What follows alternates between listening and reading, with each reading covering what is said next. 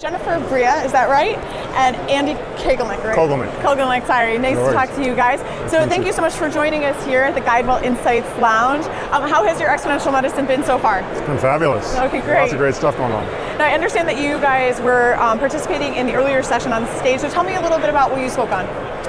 Well, first we talked about Jen's movie, and then about undiagnosed disease patients in general. So give us an update for those who may have missed what happened on the main stage. Talk to me about your movie.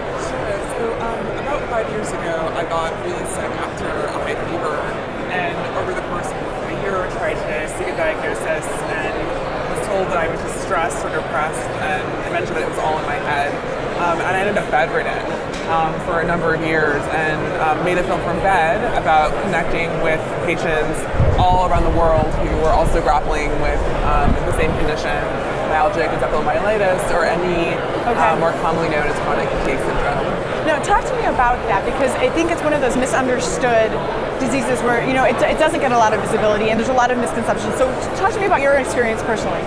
Yeah, so I think it's misunderstood for a number of reasons, and one of the core reasons is that it's an invisible illness. And what that means in this case is that for a lot of patients, they might look well, and you would never know that they were suffering from actually fairly severe symptoms. It's also very up and down. So I describe it. It's feeling like a battery that only ever charges to 40%, and as long as I stay within that 40% of the energy that I have, I can talk to you. I can look reasonably well.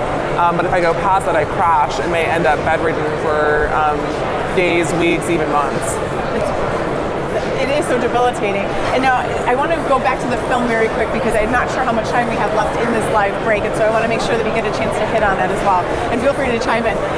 So with the film, we screened it here last night, and I mean, we were talking about it all day. We had Daniel Kraft on our live stream recapping yesterday's program, and he kind of set it up for us. But anybody who may have missed that, tell us about the film. I mean, so it's called Unrest. It's called Unrest.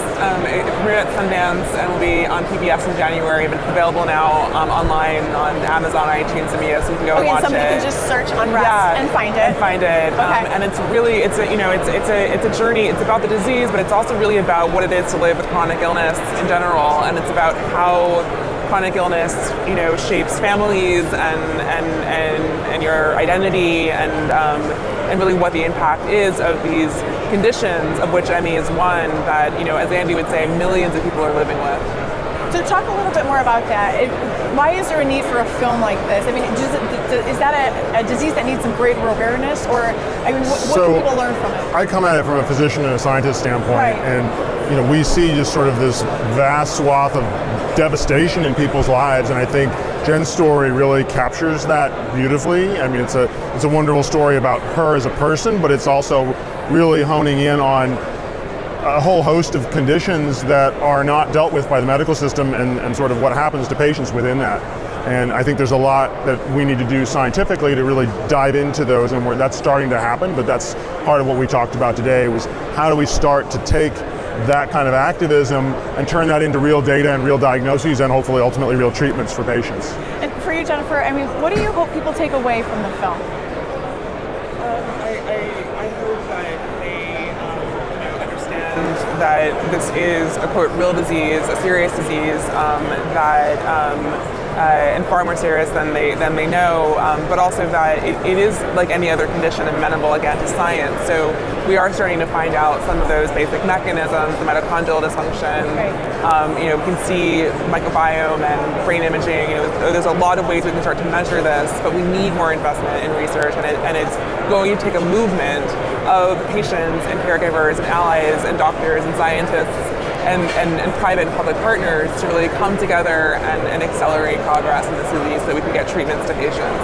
And Andy, how about you? I mean, what do you hope that, speaking as a physician, I think you put it so eloquently before, but what do you really hope that the greater healthcare community takes out of this? Well, I'm also a data scientist, so we're trying to bring some of the data and the molecular techniques to this to have a deeper dive on a science level to educate physicians and also, obviously help patients.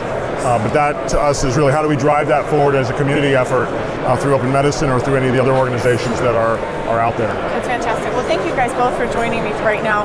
I really appreciate it. And Thank if you. anybody wants to take a look for the film, again, it's called Unrest, and you can find it on Amazon and also iTunes, Vimeo, many iTunes, places. Vimeo. There's many places, and if you want to leave feedback for it, is there a way for people to kind of contribute to feedback? Is there a hashtag? Yeah, so the hashtag is Time for Unrest. You can also just send me an email at jen@unrest.film. Would love to connect. Fantastic. Thank you guys so much. Thank you. And congratulations on the film. It was beautiful. Thank you. Thank you so much.